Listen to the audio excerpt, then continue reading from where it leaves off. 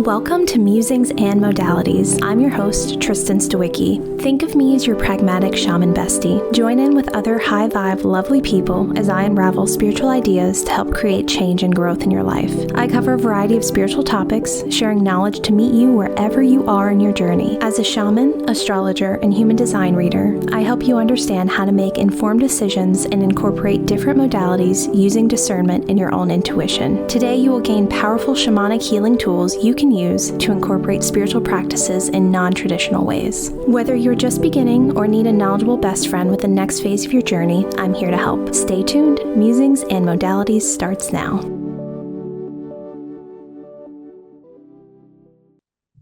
Hi, everyone, and welcome to Musings and Modalities. I'm Tristen Stawicki, your pragmatic shaman bestie, and I am so thrilled to discuss finding your authentic authority archetype with Kristi Straw. I adore Kristi. She is a ride or die. She is a real one. She is the founder of Lighthouse Leadership Consultants. She is a sought after speaker, strategist, executive advisor for high integrity leaders ready to increase retention, trust, visibility across their organizations. Like huge, huge, incredible work. As the creator of the Unicorn Leader Framework and Authentic Authority Archetype Quiz, Kristi helps firms and founders and really leaders of all types, myself included, lead with precision and presence and purpose. Thank you so much for being here.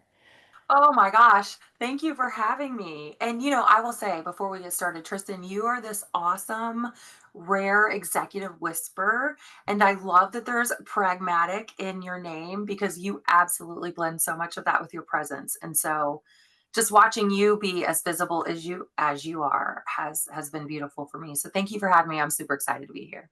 Oh, thank you so much. I appreciate all your help, which we'll get into, but in the ways you've helped me, like, show up fully and where I'm not, dimming my shine because we should never.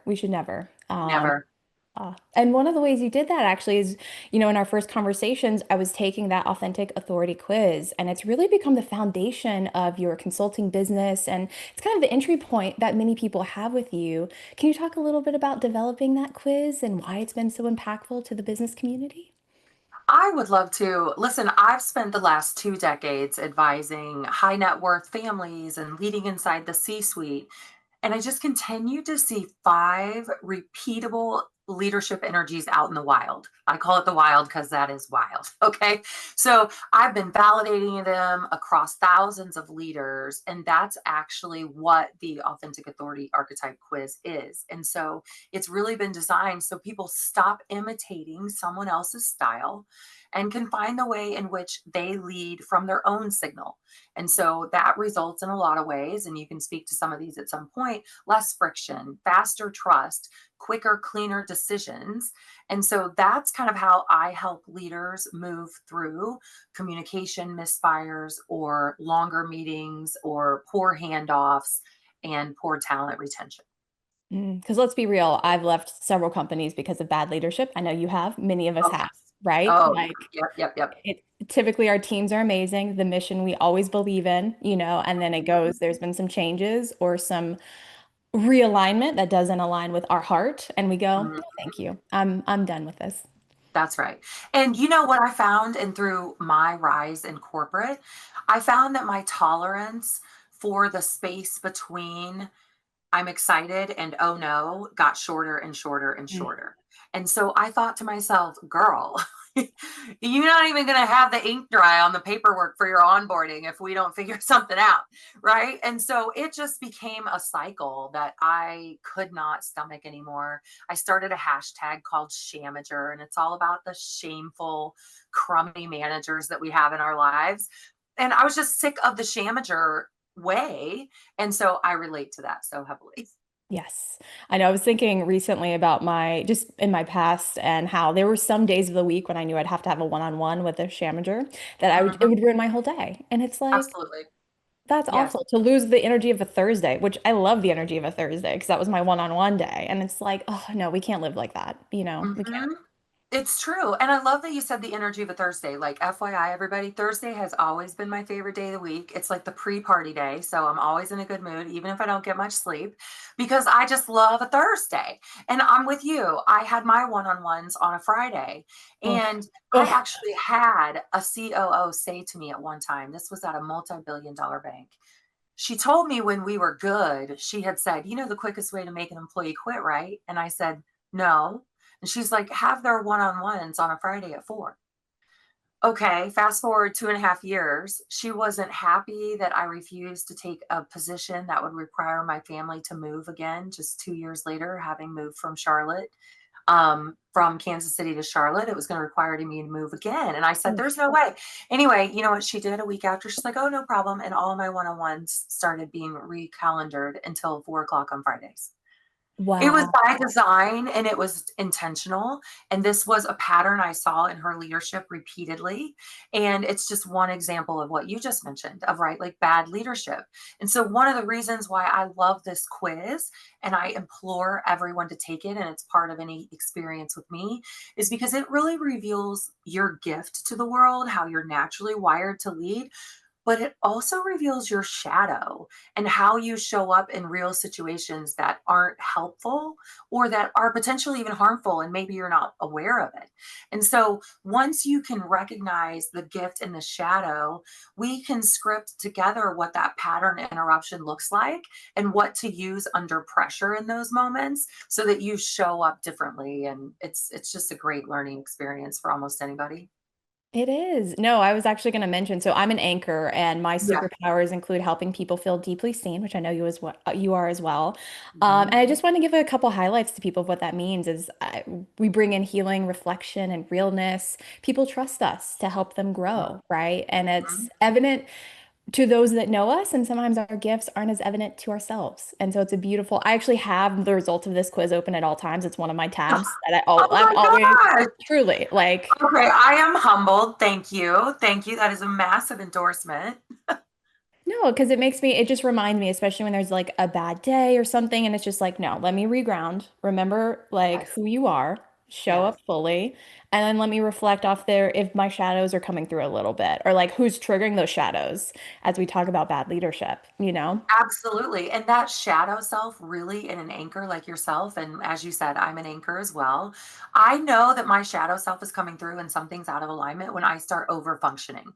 When Mm, I start being the yes girl, the people pleaser again, that conditioning kind of starting to come back out of me, and I'm over functioning and I'm just feeling resentful as hell about it. And so the pattern interrupt for me as an anchor, and so it might be similar in your own experience, is listen, hey, I'll advise you. I will absorb what you need from me right now. That's cool, but I'm not going to absorb the timeline you're trying to put me on around this.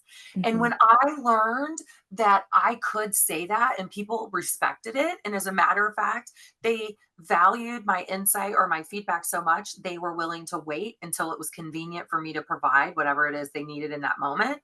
I really shifted everything in my business, entrepreneurial life, and in my personal and family life. And so I just think there's so much value in understanding, yeah, we all have gifts and we're naturally wired and we're going to use them. And then that PDF that gets generated once you take the quiz, you, as you just mentioned, it also talks to you about where are you showing up when you're misaligned and how can you correct it. Absolutely. Because I think across kind of the archetypes, it's your boundaries. You can feel your boundaries soften. And then we have Oh those yeah. kind of like red flags, yellow flags, where we're like, oh, I can feel myself start not like sleeping as well, or I start to feel a little sick. And I'm like, oh, you've given away way too much because your body just Mhm. truly can't like, overfunction at that level. And it'll start because it'll really show for me. I'll feel it across the board. It does. And, like we mentioned, there's 5 archetypes. You and I are an anchor. There's a catalyst, a strategist, an architect, or a visionary. And any one of those 5 archetypes are absolutely going to show up differently. So, for like the catalyst, you can usually pick out a catalyst in a crowd. When I'm doing a keynote, it's really fun because generally the catalysts who join me on stage, because I have them all come up, I have told at least 75% of those people, I like their hair, I like your lipstick, I like your glasses, I like your shoes, I like your outfit. There's something about them that was bold and hey, I'm here to be recognized. And so I love catalyst energy, but their shadow and the thing they pay me to coach them through is the fact that they're freaking people pleasers and they overcommit like crazy because they know that they bring an A plus effort and it's going to be excellent. And since they know they do that, they overcommit and then they're resentful about it. And so the way that I coach them through their shadow self is you can say yes to that when you release something else, Oof. We all need right? to hear that. We We all need to release yes. more releasing, girlfriend. Yes. Just a quick aside, like anytime I'm trying to manifest or like quantum leap, I'm Mhm. like, I need to do a full release. We're in a new season, full release. Yes, What are we leaving behind? What are we saying thank you, but no thank you anymore to my time? it is so true. And let's talk about the other side of release. This happened to me recently, and my feelings were hurt. I'm part of a real estate organization that has decided that I no longer fit the criteria to be in the group because my business isn't a commercial real estate group. Now, I would argue this all day long, considering that many other chapters of this national organization hire me regularly to come and consult with them and to give them keynotes. And I'm privately coaching a whole entire real estate appraisal organization on how to build a unicorn culture based off Mm, of my book, Unicorn Leader. So I would argue that I'm not involved. But my point is this, Tristan, I was so salty for all of 6 minutes. And I'm grateful that it was only 6 minutes because it before would have been 6 months or 6 days. And maybe at one time in my life when I was really unhappy, 6 years. Okay. So all of 6 minutes, I was bothered. And I thought to myself, girl, stop having an ego moment that they don't want you there. First of all, you've been feeling it for a while. You already should have done something different. Own that. And then I said to myself, you literally just said out loud 2.5 weeks ago to your own husband, I can't believe I have another year-long commitment. What am I gonna do? These are not the type of, um, leaders who are quite at the level of what I'm providing, and so their finances aren't such that they can afford what I'm offering, and I said, "There's really a misalignment now that my business has evolved so much." And I said, "Oh my gosh, what am I gonna do?" Well, lo and behold, 10 days later, they don't really want me there anymore. And so I thought to myself, girl, you got what you actually needed. You knew you couldn't step into a container that was going to require more of you and show up bigger for founders and for executives when you were still kind of doing this entry level, mid level leadership thing, which I love and adore, but I just didn't have space for right now in this season. And so it was a release. And mm, now all these other opportunities are starting to come out of the woodwork from the fact that I no longer have these 4 other meetings on my calendar every month. And these are paying opportunities in my correct ICP or who is my dream client. love. Release, my friend, Yeah. release. Especially because Even if they release it for you. yes, absolutely. Mutual agreement, as we say. Yes, It's not just yes, uncoupling. yeah, uncoupling. Yes, I'm here for it. But especially what I love to reframe in that moment is like what incredible leader that's coming up to the space that needs that opportunity you just released, Mm-hmm. right? Like, how are Mm-hmm. you helping other women owned businesses step into their dream that is no longer fit for you? We like incredible, I love beautiful. it. Yep. I absolutely love it. And like thinking about stepping up and rising to the next level, I just see like common mistakes that continue to be made throughout my own coaching journey and clients that I coach. And so, one of the things that the Authentic Authority Archetype quiz really helps people with is speak to these three mistakes. The first mistake is we just all assume, especially if you're a woman, because you've been told not to be visible, probably since you were born in some way, but one of the mistakes is believing that your hard work is going to pay for itself or speak for itself. And as much as I would love to believe that, and I would have loved to tell my kids that, because that's what I was told, pull yourself up by your bootstraps, your hard work will pay off. I do believe you have to work hard and you got to have some amount of bootstrap pulling up in ability. Yes, I believe it. But I also think that everybody needs a visibility plan. I also think that we have to stop waiting for everybody else to recognize us or give permission for us to take up space. And so that's a mistake that I see in almost every client that shows up, and specifically for those who are wired as an architect. Those are my tech leaders. I was so excited when you were an architect, even though you're a tech leader. I have to tell you, I was so excited because the majority of my coaching clients are architects. They are so used to being like nails, amazing 10 out of 10 prepared and always ready, and their stuff always works. And because of that, they're kind of loners. They don't ask for help. They're not out having conversations because they're behind the scenes making the stuff work. Yeah. And so they don't like visibility. And if they're really honest with you, because they tell me in private, they really don't like people like me or super visible people. But what they've come to realize is I can hold space for the fact that it's not my preferred way of being. But I can also respect that if I want to get to where the hell I'm going, I'm going to need to be more visible. And she's not wrong. Yeah, it's a tool, right? So like It's a take tool. feelings aside. We're not asking for, it's not an ego trap if you treat it right. Some people don't treat it Correct.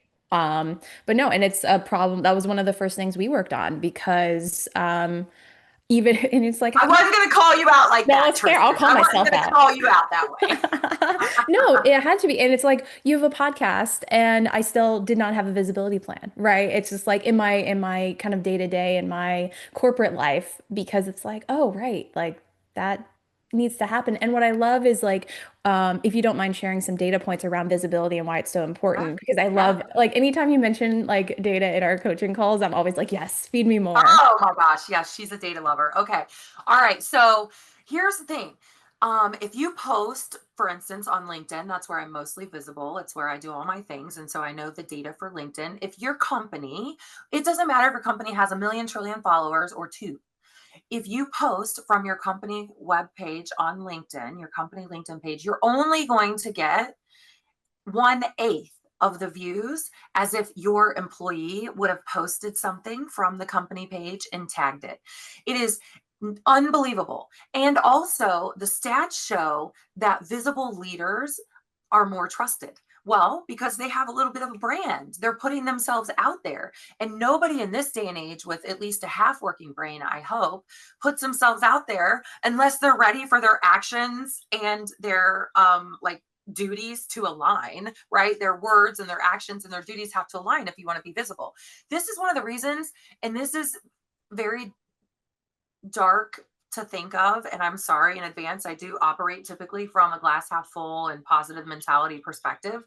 But I believe this is one of the reasons that so many leaders in corporate America are anti visibility because they know the things that they're doing in the dark Mm, cannot come to light. Words are not aligning with their actions. And so it's easier to have a corporate policy against employee generated content, although it produces 541% more views and the revenue is crazy of an individual post compared to a corporate post. Even though they know that, there is a push and a pull. And I believe so much of it is there's a lot of leaders who, quite frankly, just don't operate above the line as from a value system perspective. And it's easier to say, no, we don't want visibility that way. Our leaders are above that than to be held accountable to what you're doing versus what you say you're doing. truth. Yeah, full truth. Visibility is so important, especially if you're someone that wants to create a business, be a consultant, Yes. anything. It gives you just so many options once you have that down. It really does. And then the others ties into the other mistake that I see people make is really, again, and this comes and kind of like ties into the visibility angle, depending on your own company to support and pay for your development. All Mm, right. So I see all the time. It just happened this week. Somebody said, well, my organization isn't going to, she's starting a whole new division in the Northeast. Okay. It's basically an entrepreneurial opportunity, it's huge. very little support, Mm, moved, starting a whole new division of this already sort of successful organization up in the Northeast. I pitched her, what she needed. She said, hey, I see the value, but honestly, I'm not going to approve this until they agree that they should pay for it. And I said, well, it'll be a cold day and you'll be there for a while. And 2 cycles passed, right? And then they realized, okay, I could have just paid this money and already been light years ahead of where I am. And now instead of I'm on a performance improvement plan oh, or, I mean, whatever the outcome yeah. happens to be. I mean, I've seen it. And so I teach people all the time. And this is what I loved about you because you absolutely get it. Self fund your own edge. treat growth like the asset that it is, not a perk that your company provides, because they're not interested in additional thought leadership, let alone if it's disruptive to the status quo at all. That's just facts. People can say they are, but the data proves otherwise. And I'm going to rest on that. But what I will say is this: take it in your own hands to pay for it yourself, because soon enough, you'll realize those people that you're admiring, you now are peer to peer with and can Mm, lock elbows with and have those same conversations at that same level. So, yeah, you didn't get the executive VP job that year, but you dropped $20,000 on your own executive coaching. And 9 months later, you got a step above that job, either there or somewhere else. What are people doing by not investing in themselves? yeah, It's I know. crazy. It is. And we talk about like as coaches, especially, we have to invest in ourselves because if we're not continuing to grow, we're doing a disservice to our past, future, and present clients, right? And, Absolutely. ourselves as well. Like, Yes, ourselves as well. I mean, I am sure, especially in what you do probably need to keep pretty up to date with all of the advancements that are going on in energetics and all of these other, systems and frameworks that you follow. I would be concerned to hire coaches who weren't investing in themselves or going to masterminds or attending a media training on how to make 10K from your next podcast. I attended that, by the way. She's really great. Her name is Beth Nidick, and she does a whole series on, hey, how do you turn your next podcast appearance into $10,000? It's not enough to just come on here and chit chat, girl. I need an outcome, yeah, right? Like I had to invest in that coaching so that I would be prepared when you so joyfully and honorably called me and said, hey, do you want to be on my podcast? What if I wouldn't have been ready? Well, I wouldn't have been ready had I not paid 10 grand for her coaching a year ago, yep. right? Yeah, exactly. No, and especially you so seamlessly are able to like lead through, and there's a difference. There's a palpable difference in that, Mhm. which is beautiful. So, any final tip that on mistakes leaders make? Anything else before we move on? I just would say that there are leaders and archetypes specifically that do this are the architect and the strategist. They Mm, physically avoid visibility, like they will do anything to not be visible. And when you dim your shine, like you mentioned easier, you're doing that, or earlier rather, you're doing that from a place of wanting to be swallowed easier, right? mm, Somebody who avoids visibility allows their ideas to show up in somebody else's name. And it's like, we have to fix the reason why that is. And that's when they really start to blossom. And so I would say if people catch themselves judging people who are visible or avoiding visibility, really kind of take an introspective look and say, I wonder why I feel that way. And don't judge yourself for feeling that way. Just honor the fact that you do. And then be curious about why. Where does it come from? What have you heard? All of those things. Those are the mistakes I most often see. hmm And just to add to that, I was coaching a client this week on this very topic, which is being a misfit, right? And you can't Mm. shrink yourself enough if you are just not a fit for that job, that culture, and you shouldn't, right? Fundamentally, you should move on to that next opportunity, do something aligned. Because if you're being kind of held back in certain ways, you can't show up fully weird. What are you doing? Life is too short for that. It is so short. And the thing that I always think back to is I read this really awesome book one time. It's called Rich Relationships and it's by Selena Sue. And it absolutely, I think I sent it to you You as did. part of our coaching agreement. Yeah. Well, anyway, I talked to her this week, just so you know. Her and I had a whole Oh, long conversation. And I ooh. told her that I send her book to all of my coaching clients because it's just so incredible. And what I love about that is she reminded me in that book as I was getting ready to step into a founder community that really I did not feel that I had any business being invited into yet. I wasn't at their level, just the facts are literally the data and the facts show that. And I read this book on the way there, and she reminded me that the rooms we're in change who we are.